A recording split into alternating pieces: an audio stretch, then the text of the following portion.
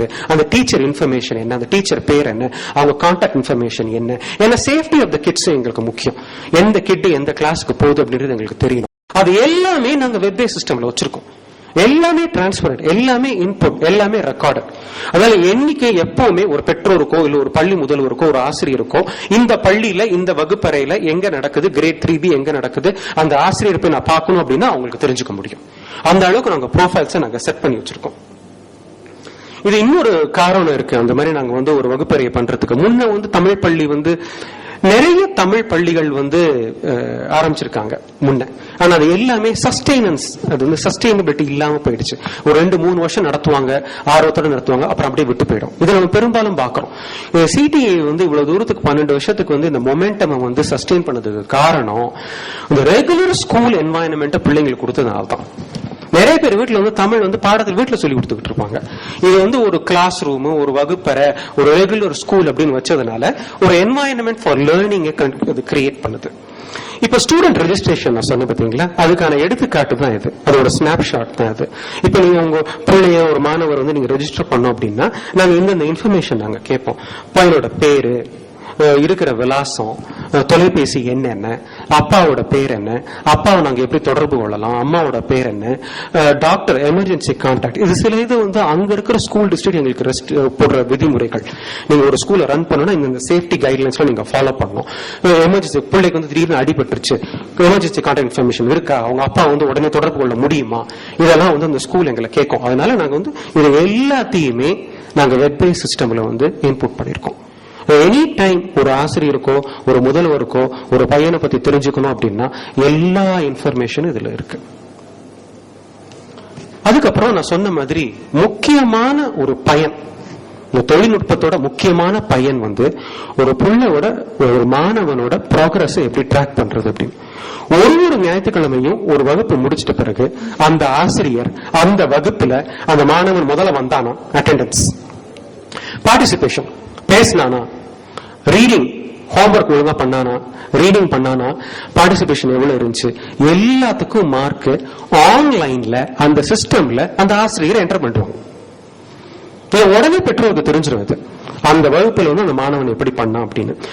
ஒரு வீக்கும் அதை என்டர் பண்றோம் நாங்க. இந்த மந்த்லி டெஸ்ட், ஒரு மாசம் ஒரு டெஸ்ட் நடத்துறோம். அந்த மந்த்லி டெஸ்ட் மார்க், அந்த மதிப்பெண்களை அந்த சிஸ்டத்துல என்டர் பண்றோம். ரிப்போர்ட் கார்டு, ஒரு டேர்ம், ஒரு டேர்ம்ன்றது 2.5 மாசம். ஒரு டேர்ம் முடியும் போது அந்த ரிப்போர்ட் கார்டு ஆட்டோமேட்டிக்கா ஜெனரேட் ஆயிடும். ஆசிரியர் நான் பப்ளிஷ் பண்ண அப்படின்னா அது பப்ளிஷ் ஆயிடும், பெற்றோர் போய் திறந்து பார்க்கலாம். சோ இந்த 2.5 மாத காலத்துல என் புள்ள எந்த வகுப்பு போச்சு, 10 வகுப்புல 8 வகுப்பு போச்சா, 9 வகுப்பு போச்சா, 10 வகுப்பு போச்சா, என்ன மதிப்பெண் வாங்கினுச்சு, அவன் கிளாஸ்ல பேசுறானா, பார்ட்டிசிபேஷன்ல குறைச்சிருக்கான், ரீடிங் ஒழுங்கா பண்றானா, ஹோம்ஒர்க் எல்லாம் ஒழுங்கா பண்ணானா, எல்லாம் தெரிஞ்சிடும். ஒரு டேஷ்போர்டு மாதிரி. நீங்க வாகனம் ஓட்டும் போது எப்படி உங்க டேஷ்போர்டு உங்க முன்னாடி இருக்கு, எல்லாத்தையும் காமிக்குது பாத்தீங்களா, அதே மாதிரி அது காமிச்சிடும். டீச்சர் அதை பப்ளிஷ் பண்ணனா அந்த இன்ஃபர்மேஷன் தெரிஞ்சிடும்.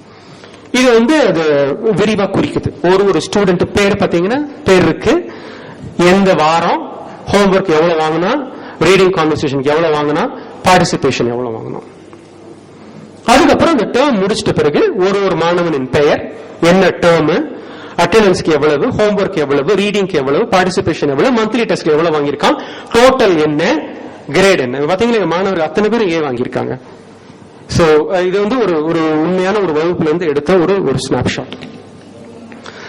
ஒரு முக்கியமான பயன் டெக்னாலஜிக்கு கம்யூனிகேஷன். நான் சொன்ன மாதிரி டீச்சர்ஸ் ரெகுலர் கம்யூனிகேஷன் வச்சுக்கலாம் ஸ்டூடெண்ட் பேரண்ட்ஸோட.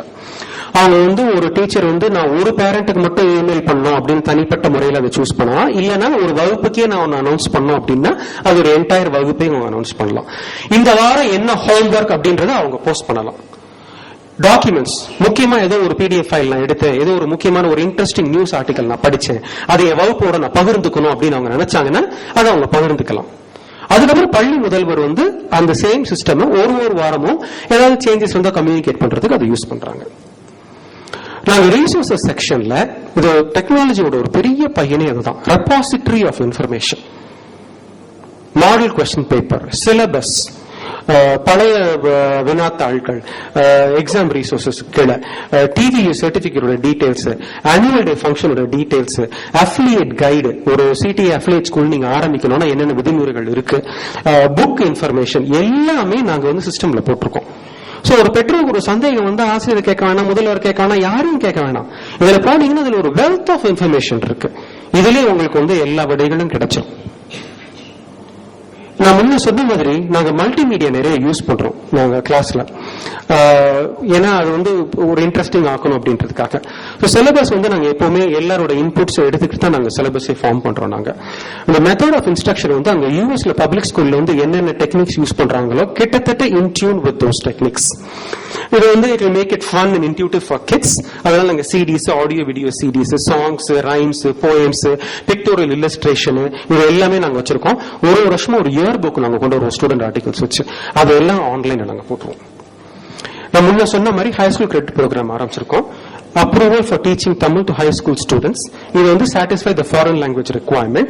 இந்த ஸ்கூல் இந்த ஹை ஸ்கூல்ல நீங்க வந்து இந்த தமிழ் எடுத்தீங்கன்னா நீங்க வந்து few languages தான் நான் சொன்ன மாதிரி foreign language satisfy பண்ணணும். இது ஒரு few languages தான் அமெரிக்கால கிடைச்சிருக்கு. அதுல தமிழும் ஒண்ணு. ஆனுவல் டே நான் முன்ன சொன்ன மாதிரி இஎல்எஸ்ஐ நாடகம் ப்ரமோட் பண்ற மாதிரி நாங்க ஆனுவல் டே கண்டக்ட் பண்ணுவோம். அந்த ஆனுவல் டேயுமே கம்ப்ளீட்டா நாங்க வந்து ஒரு டெக்னாலஜி யூஸ் பண்ணி தான் பண்றோம். அதாவது ஒரு ஈவெண்ட் ரெஜிஸ்டர் பண்றது, அந்த ஈவெண்ட்டுக்கு ஒரு பாட்டு வேணும்னா அதை அப்லோட் பண்றது, அதை அப்ரூவல் வாங்குறது. ஏன்னா நாங்க கொஞ்சம் டைட்டா கண்ட்ரோல் பண்ணுவோம். நல்ல பாட்டுகள் தான், கெட்ட வார்த்தைகள் இல்லாத பாட்டுகள், அதெல்லாம் நாங்க ரொம்ப பார்த்து நாங்க செலக்ட் பண்றதுனால இந்த டெக்னாலஜி யூஸ் பண்ணி தான் அந்த அப்ரூவல் ப்ராசஸ் எல்லாமே நாங்க பண்றது.